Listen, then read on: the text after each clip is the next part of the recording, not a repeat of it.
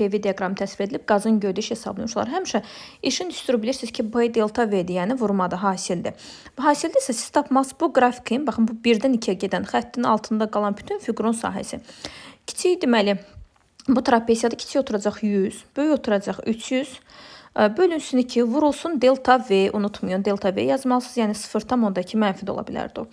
Deməli, bunlar geçsin, qalsın 0,1, 400, 400, 0,1-ə vursanız alarsınız ki, 40 kilojoule, baxın kilopaskal çevirməmişdim. 32, maddi nöqtənin radiusu 2 metr olan çevir üzrə hərəkət edir. Fi bərabər omega t ifadəsindən, baxın burada omega t-dən, omega bərabər 4-dür. Maddi nöqtənin xətti sürətini hesablayın, omega vurulsun r-dən. Yəni 4 vur 2 olacaq 8 metr bölünsün saniyə. Rəqs edən cismin koordinatın zamandan asılı qrafiki bu cürdür. T bərabər 2t müddətində yer dəyişmə tam dövrlərdə, yəni tam rəqs icra edibsə yer dəyişmə 0-a bərabərdir. İşıq şüasının düşmə bucağını, düşmə bucağı perpendikulyar ilə şüa arasında olan bucaqdır. Baxın, buradan baxın şüa belə gedir, düzdürmü? Bu şüamız budur. Əgər sınmasaydı bu istiqamətdə gedəcəkdi. Amma bu şüamız sınıb və fikir verin bu hissə neçə dərəcədir? 50 dərəcədir, düzdürmü? 35 üstə gəl 15-dən bura 50 dərəcədir. İndi baxın, bura 50 dərəcədir. Bunlar da ki, bilirsiniz ki, bir-birinə necə bucaqlardır? Qarşılıqlı bucaqlardır. Qarşılıqlı bucaqlar da həmişə bir-birinə bərabər olur. Deməli, bura 50 dərəcədir. Və ya başqa necə tapa bilərsiniz? Bura 50-dir. Ümumilikdə bura neçədir? 180-dir də, düzdürmü? Baxın, bura 180-dir. Baxın, belə, buradan bura kimi bura 180-dir. Plus da ki, fikir verin. Buradan burada, baxın. Buradan burada. Buradan burada 180-dir. Baxın, buradan burada 180-dir. Deməli, bu ümumi 180-dən. Baxın, bu ümumi 180-dən. Bu 50-ni buradan çıxsaz, bura qalacaq 130. Sonra təzədən dedik, bura 130 oldu, düzdürmü? Ümumilikdə də 180-dir. Orada qaldı 50 dərəcə. Belə tapa bilərsiniz və ya ən yaxşısı qarşılıqlı bucaqlar bir-birinə bərabərdir. 50, sonra da olacaq 50 dərəcə. 35, kütləsi 200 qram olan cisim 40 cm radiusu çevrə boyunca 4 metr saniyə sürətlə bərabər sürətlə hərəkət edir. Periodun 4/1-nə bərabər müddətdə cisim kinetik enerjisinin dəyişməsi. Bütün bərabər sürətli hərəkətlərdə kinetik enerjinin dəyişməsi 0-a bərabərdir. Elektrokimyəvi ekvivalent M bərabər KQ, elektroliz qanunu, Faradayın elektroliz qanunu KIT. Yəni bunlar əsas siz nəyə fikir verin? Düsturlara fikir verin ki, təkrarlamış olun. Burada deməli K burada heç bir kəmiyyətdən asılı deyil. Ona görə də baxın kütlədən yazıb asılı səhvdir. Keçmə müddətindən asılı səhvdir. Amma K-nın düsturu M bölünsün Y, N Avogadro'dur. Burada M molar kütlə, N Avogadro sabiti, Y elementar yük, elektronun yükü, N isə valentlikdir. Onlardan asılıdır. Bir də burada istədir ki, ionun kütləsinin yükünə olan nisbəti, bəli, M-in Q-yə nisbətidir. Bu düzdür, 2 doğrudur. 2 olanlara baxsaq, 1 var A, 1 də var B, biz də dedik ki, 3 səhvdir. Maddənin kimyəvi ekvivalenti ilə də tərs mütənisibası da doğruda olacaq A variantı.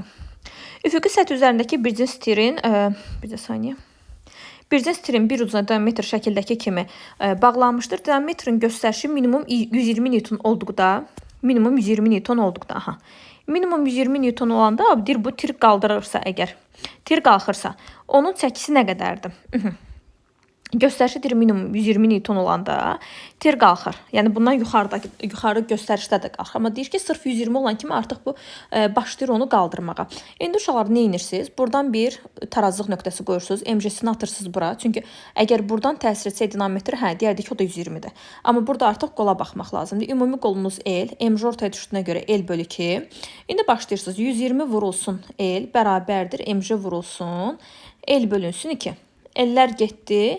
Deməli, MG bərabər olacaq 240 Newtona. Görürsünüz. 120 Newton çəkisi, amma fırlanma hərəkətini link qaydasını istifadə etməklə daha az çəki sərf edərək, daha az qüvvə sərf edərək qaldırmaq oldu. Sabit cəryan mənbəyinə qoşulmuş lampalardan hansıları yanar? Baxaq. Tutaq ki, bura cəryanın müsbət qütbüdür, burada mənfi qütbüdür. Cəryan bir ki, müsbətdən mənfiyə mütləq getməlidir. Getdi. Uşaqlar, həmçinin buradan da keçib gedir. Amma bir şey var. Kondensator dolana kimi bu lampa yanacaq. Amma sizdən dim yəqin ki, OTK-da onu nəzərə almır, onu soruşmur sizin. Ümumiyyətlə, yəni sona qədər hansı yanar, onu soruşmaq istəyir. Düzü, kondensator qoşulmuş dövrdə əgər sabit cəryan mənbəyisə, yalnız kondensator dolana kimi yanır. Ondan sonra sönür. Amma dəyişən cəryan dövrəsisə o daim olaraq yanır. Fasiləsiz yanacaq. Ona görə də burada L3-ü götürmüşsünüz. Ona kondensator birləşib. Deyirsiniz ki, kondensator elektriklərini toplamaq üçün istifadə olunur. Olacaq deməli, hansılar yanar deyirdi də L1 və L2. L1 və L2 Y variantı. 39. Sıxlığı məlum olan mayının qabın dibinə etdiyi təzyiq qüvvəsi hansı? P bərabər ρ H-dır. barometrlə ölçülür atmosfer təzyiqi, sizdən onu soruşmur. Sizdən soruşur ki, sıxlığın məlumdur, sıxlığını bilirsiniz. Sərbəst uçurma təzyiqini də bilirik. Qaldı H. H-ı ölçmək üçün də təbii ki, nə lazımdır? Ölçü lenti lazımdır. Baxın, burada manometr də göstərib.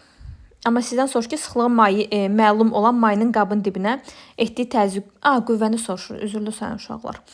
Deməli, qüvvəni sizdən soruşursa, qüvvə F bərabər P vurulsun S-dir. Deməli, mütləq ki, uşaqlar, manometr əgər olsa, təkcə manometr olsa, siz onu ölçəcəksiniz təzyiqi. Amma sizə xəttkeşdə lazımdır ki, onsuz da sıxlığını bilirsiniz. Hündürlüyündə xəttkeşdən ölçə bilərsiniz. Qabın oturacağınız sahəsini də xəttkeşdən ölçə bilərsiniz. Ona görə də bizə lazımdır ölçü lenti. Çünki ölçü lenti olmasa biz manometrdən yalnız təzyiq ölçəcəyik, təzyiq qüvvəsini ölçə bilməyəcəyik.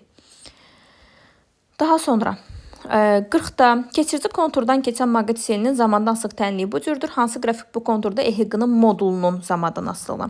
EHQ ümumiyyətlə mənfi delta f-nin zamana görə törəməsinə bərabərdir. Modul dediyinə görə biz də buna modul kimi baxırıq. 6 çıxılsın 3t-nin törəməsi. Zamana görə tərəmə tapanda 6 sabitdir, 0-a getdi, qalır mənfi 3. Modulun istədiyinə görə müsbət 3 olur və t-dən asılıq yoxdur.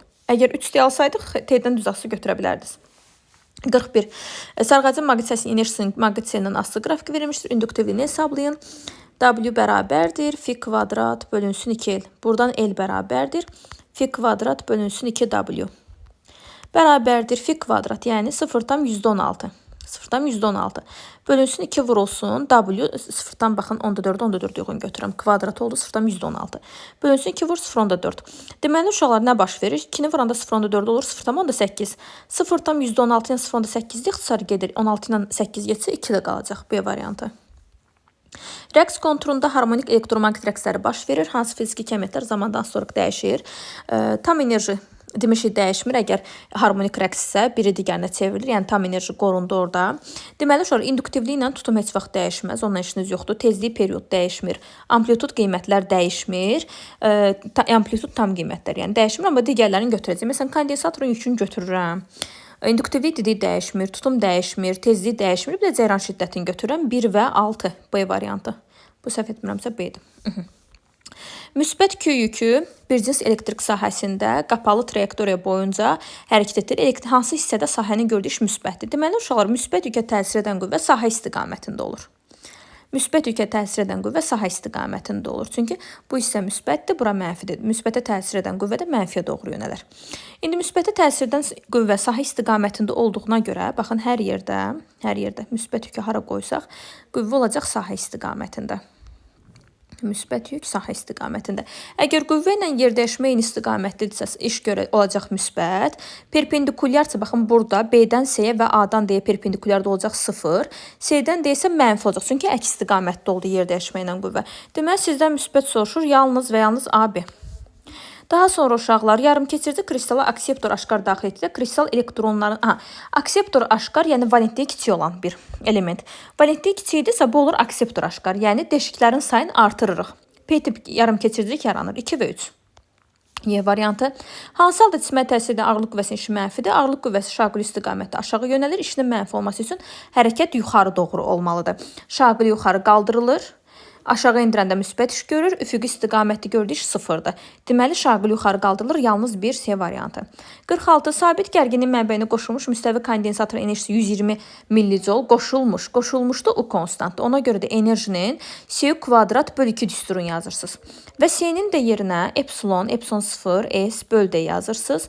Vurulsun U kvadratı, yəni bu bölünsün 2, bərabər W-ya. Dielektriklə doldurduqda gördüyümüz kimi qoşulmuşda enerji olacaq elektrik nüfuzluğundan düz asılı. Doldurmuşuqsa həmin dəfə artar, çıxartsaydıq həmin dəfə azalardı.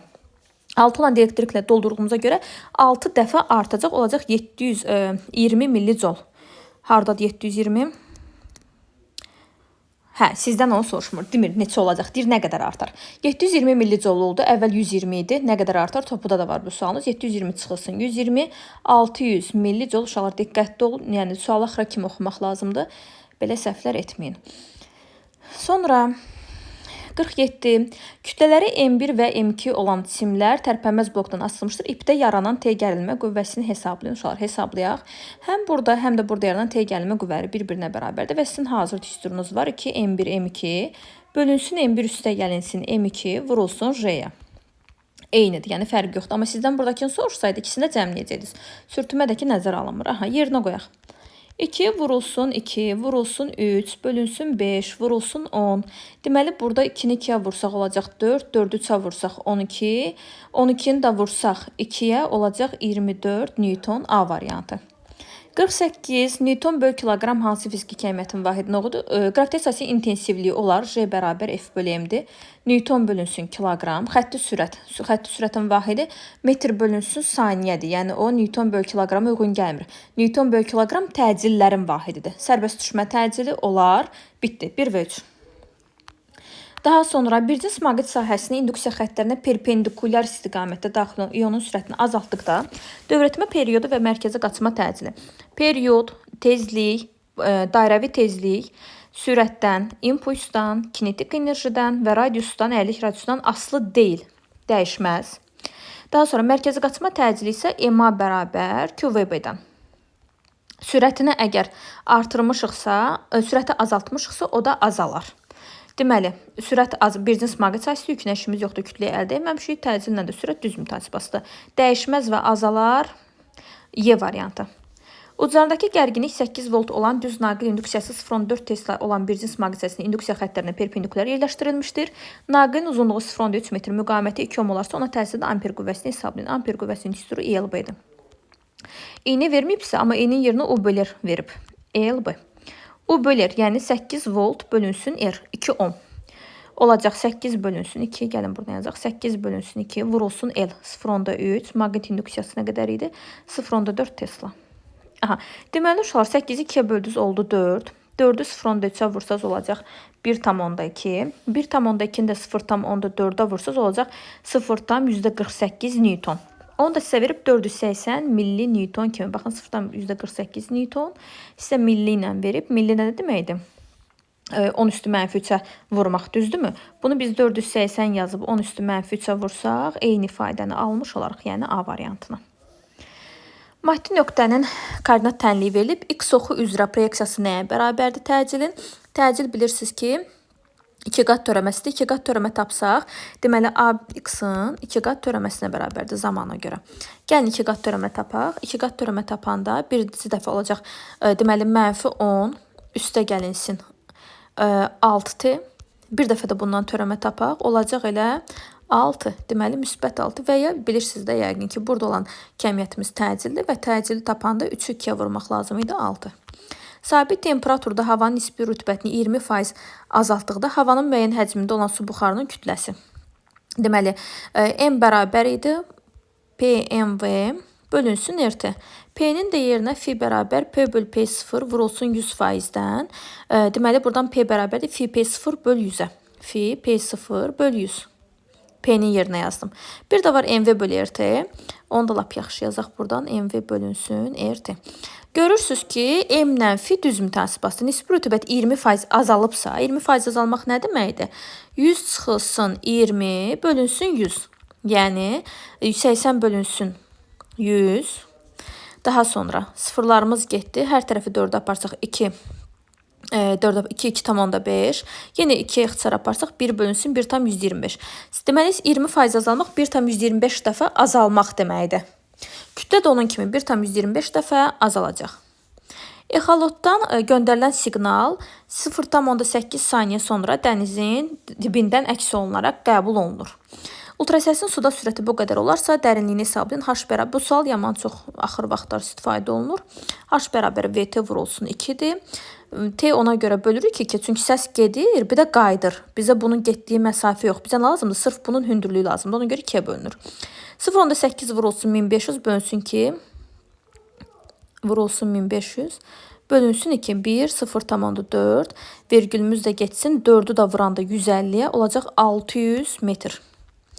Sonra 55. Yerin cazibə sahəsində şaquli hərəkət edən cismin koordinatın zamandan hansı qrafiki verilmişdir? Yerin cazibə sahəsində şaquli hərəkət edən hansı ifadələr doğrudur?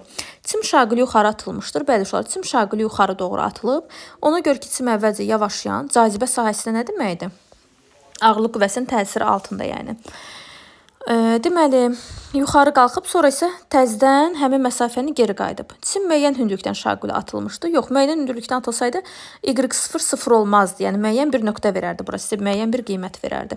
Və bu 2 saniyəyə qalxıb təzədən 2 saniyəyə 0 olub. O deməkdir ki, eyni hündürlüyə geri qayıdıb. Eyni hündürlükdə nə olub? Bunun 0, yəni yerdən atılıb. Biri götürdük, müəyyən hündürlükdən aşağı atılmışdı, səhvdir. Uçuş müddətində yer dəyişməsi 20 metrdir. Uçuş müddəti bütövlükdə zaman ərzinə deyilir. Uşaqlar, yəni cismin havada olduğu müddət onun uçuş müddətidir. Havada olduğu bütün müddət nəzərdə tutulur. 4 saniyə ərzində yerdəşməsi 0 olub. 0-dan başlayıb təzədən 0-a qayıdıb. Yerdəşməsi 0-dır. 20 metr deyil. Uçuş müddətinə getdiyi yol 40 metrdir. Bəli, yol istəyirsə 20 yuxarı gedib, 20 də aşağı uçub. Yol olarsa cəmləyirik hamısını. Fərq yoxdur. Yuxarı gedib, aşağı gedib, sağa gedib, sola gedib. 40 metrdir, o doğrudur. Maksimal qalxma hündürlüyü 44-də götürdük. Qalxma hündürlüyü 40-dır. Xeyr, gördüyümüz kimi qalxma hündürlüyü qrafikada baxın neçədir? 20-dir.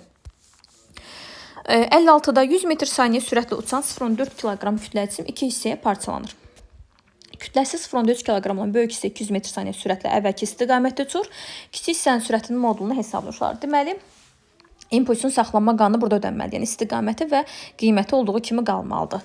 Parçalanmamışdan qabaq nə etsə o da olmalıdır. Tutaq ki, parçalanmamışdan qabaq MV-miz ilk, P ilk. P ilkimiz deməli uşaqlar. M vurulsun V-dən, yəni 40 kiloqram metr böl saniyədir. Tutaq ki, bu uçurdu sağa doğru. Aha, deyir ki, kiçik hissə 200 metr saniyə sürətlə əvvəlki istiqamətdə. Aha, görək bu birinci hissəmiz 0,3 vurulsun 200. Bunun impulsu nə qədərdir? Bu oldu 60. Fikir verin. Bizim impulsumuz 40 idi, amma biz aldıq kiçik hissəni 60. Böyük hissəni üzr istəyirəm. Böyük hissəni 60 aldıq. Impulsunu 60 aldıq. Amma biz neçə almalıydıq? Almalıydıq ki 40 sağa. Deməli, digər kiçik hissəsi bunun əksinə 20 kiloqram metr böl saniyə impulsa malik olub ki, biz bunları vektorial cəmləyəndə təzədən, yəni vektorial cəmləmək nə demək? İstiqaməti nəzərə alırsa 60-dan 20 çıxanda 40 ala bilər və 60 istiqaməti o qalmalıdır. Aha, deməli kiçik hissənin impulsu olacaq 20 və kiçik hissəmiz əgər ümumi kütləmiz 0,4 idisə, 0,3 böyük hissədirsə, kiçik hissəyə qalır 0,1 bərabərdir 0,1 vurulsun V-yə, M vurulsun V-dən. Buradan da deməli nə alırıq? V də bərabərdir 20 bölünsün 0,1, o da olacaq 200 metr bölünsün saniyə. 57. Sabit kütləli bir atomlu ideal qazın təzyiqinin mütləq temperaturdan asılı qrafika verilmişdir. AB hissəsində, bir atomlu ideal qaz. AB hissəsində bu izotermik prosesdir uşaqlar. AB-də çünki temperatur sabit qalıb. Qazın daxili enerjisi azalır. Sabit kütləli bir atomlu ideal qazda əgər temperatur sabitdirsə, daxili enerji də sabitdir. Yəni azalır, bura getmir. Qazın gördüyü mənfidir. Deməli, bu izotermik uşaqlar. PV bərabər NKT. Buradan V bərabərdir NKT bölünsün P. Təzyiq azalıbsa, həcm artıb. Deməli, qazın gördüyü mənfi deyil, əksinə, qazın gördüyü müsbətdir. Qazın daxili enerjisinin dəyişməsi, qazın gördüyü, yox, bu da getməz bura. Çünki daxili enerjisinin dəyişməsi 0-dır. Qaza valenslik miqdarı onun daxili enerjisinin dəyişməsi sərf olunub, yox. Qaza valenslik miqdarı onun gördüyü işə bərabərdir. Bəli, çünki daxili enerjinin saxlanma qanunu Q çıxılsın, A'-dir. Əgər delta yoxdursa, qaza valenslik miqdarının hamısı onun gördüyü işə sərf olunub. 1-ə getdi Y. 1Y. 2-də qazın gördüyü iş mənfidir. İndi baxaq B-dən C. B-dən C izoxor presidi iş görülmür. Ona görə qaza valenslik miqdarının hamısı daxili enerjinin artmasına səbəb olacaq. 2-də gedəcək deməli D. Nəyi yazdıq? Y ilə D-ni yazdıq, silək. Qaz iş görmür, daxili enerji yazıb azalır. Xeyr, temperatur B-C-də artdığına görə fikir verin, B-dən C-yə artır, o da artacaq. Bu da səhvdir, bura getmir. C-dən D izobar prosesdir. İzobar prosesdə deməli, qazın daxili enerjisi azalır, heç yerə getmir. Çünki yenə temperatur artdığından daxili enerji artacaq. Qazın gördüyü iş mənfidir. İzobar prosesdə, izobar qızma və ya izobar genişlənmə 1-dir. Çünki baxın, temperatur artsa, deməli həcm də artıb. Qazın gördüyü iş müsbətdir, bu da heç yerə getmədi. Qazın daxili enerjinin dəyişməsi qazın gördüyü işdən 1,5 dəfə böyüdür. Artıq bu bura gedir. Çünki izobar prosesdə delta bərabər 1,5 H'. Daha sonra Q bərabər, deməli baxın, H' bərabərdir.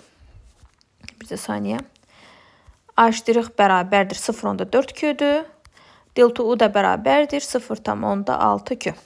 Aha, da izahım vermirəm. Yəqin ki, artıq məlumatınız var. Yoxdursa da mütləq təkrarlayın bunları. 3-ə də getdisi.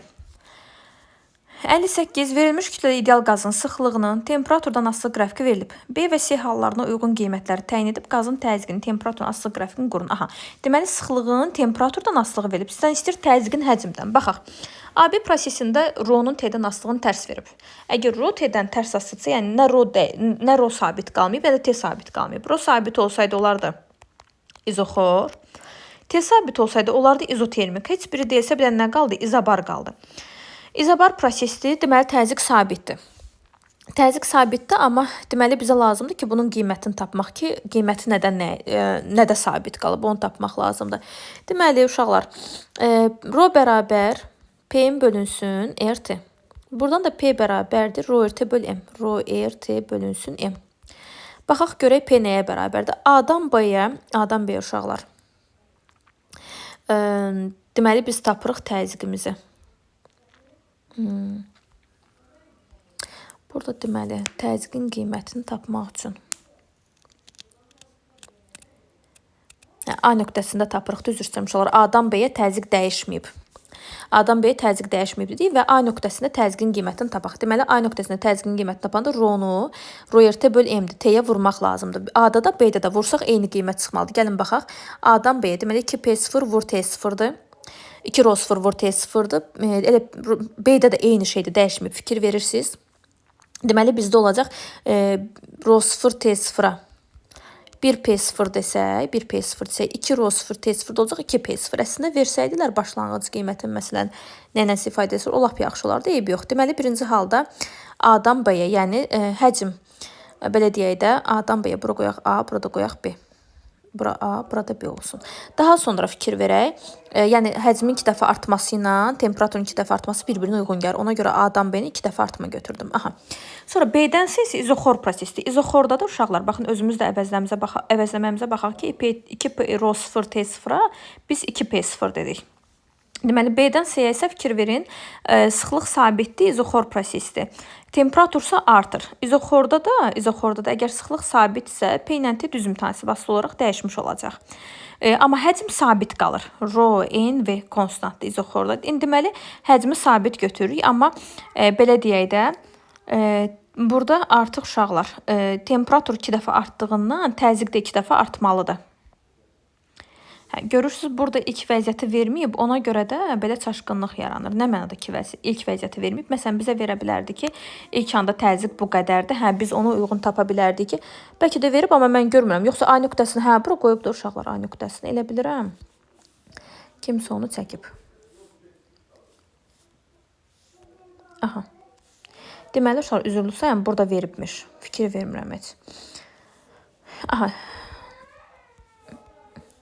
Deməli uşaqlar, baxın ilk vəziyyət A nöqtəsini bura verib. A nöqtəsində təzyiqi tapaq. Təzyiqin düsturu P bərabər Rho RT bölünsün M-dir. Rho RT böl M-dir. A nöqtəsində Rho RT böl M-i tapaq. 2P0 vurulsun T0-dan. 2 Rho 0 vurulsun T0-dan 1P0 verib bunu. Aha. Daha sonra B nöqtəsində fikir verin. Rho 0 2T0. Yəni B nöqtəsində də 2 Rho vurulsun T0 aldıq. Deməli A nöqtəsində T2T0 olanda, yəni T-nin 2T0 olmağı o deməkdir ki, bu izoxor prosesdir. Bu nə də ki, izotermik deyildi. İzotermik və izoxor deyirlərsə, izobar prosesdir və izobar prosesdə təzyiq sabit olacaq. Bu A-dan B-yə uyğun gəlir. Baxın, V2V0. Ona görə ki, PV bərabər NKT-dən həcm necə dəyişibsə, temperatur necə dəyişibsə, həcmdə də dəyişib. 2 dəfə artıb, bunu da 2 dəfə artırdıq. Sonra B-dən C-yə uşaqlar dedik izoxor prosesi, çünki Rho N konstant izoxor sayılır. Həcm sabitdir. Temperaturla təzyiq isə düz mütənasib asılıdır. Temperatur 2 dəfə artdığından təzyiq də 2 dəfə artmış olacaq və ya qiymətini də baxaq yenə, bayaqki düsturumuzdan ifadə eləməyə çalışaq. Deməli, Rho 0 buradadır, düzdürmü? B nöqtəsində. Rho 0 vurulsun, 2T0 onu tapdıq. İndi buna baxaq, C nöqtəsinə baxaq. B-ni tapmışıq. 4 Rho 0 vurulsun, T0 olacaq, deməli 2P0. 2 dəfə artmış olacaq, bura qoyuruq. A-dan B-yə, B-dən C-yə. Şaqili qoyulmuş dəmir lövhə ona yapışdırılmış 818 Newton maqnitə 60 Newton qüvvə ilə cəzb edir. Aha. Bunlar bir-birlərini 60 Newton qüvvə ilə cəzb edirlər. Maqnitlə lövhə arasındakı sürtünmə əmsalı ən azı nə qədər olmalıdır ki, maqnit sükunətdə qalsın? Sürtünmə əmsalı nə qədər olmalıdır ki? Aha. Deməli, uşaqlar, burada sürtünmə qüvvəsi MJ-yə əgər bərabər olarsa, onda maqnit sükunətdə qalacaq və sürtünmə qüvvəsində düsturu müəyyəndir. F sürtünmə bərabər mün, o da bərabər mj. Burada uşaqlar təzyiq qüvvəsi elə cazibə qüvvəsinə bərabər. Çünki tarazlıq mütləq nə olmalıdır? Ödənməlidir. Aha, cəzb edib yapışıb qalıb ortada. Bu belə uşaqlar. Deməli, n bərabər 60 olacaq. N bərabər 60 newtondur. N'in yerinə 60 yazırıq, mj'nin də yerinə 18 yazırıq. Olacaq mü vurulsun 60 bərabərdir 18-ə. Mü də bərabərdir 18 bölünsün 60. Deməli 6-ya çarparsaq 10, burada qalacaq 3, olacaq 0,3 olmalıdır ki, tarazlıqda qala bilsin. Rezistor və lampa qoşulmuş dövrənin bir hissəsi verilmişdir. Dövrəyə qoşulmuş cihazların göstərişindən istifadə edərək elektrik cəryanı lampada ayırdığı gücü hesablamaq olar. Dövrəyə qoşulmuş cihazların göstərişindən istifadə edərək ayırdığı gücü hesablamaq olar. Bu cür dövrənin sxeminə əlavə olunan elementlərin adlarını yazmaqla lampanın gücünü, lampada ayrılan gücü. Aha. Deməli, uşaqlar, gücün düsturu dövrəyə qoşa bilərik ampermetr və voltmetr. Gücdəki I vurulsun U ilə hesablana bilər. Ampermetr ölçür cəyran şiddətini, voltmetr də ölçür gərginliyi. Voltmetr hansı ki, nəyə düşən gərginliyi ölçürsə ona paralel birləşdirir, ampermetr isə ardıcıl birləşdirir. Yəni, bura biz ardıcıl ampermetr qoşaq, burası voltmetr qoşaq.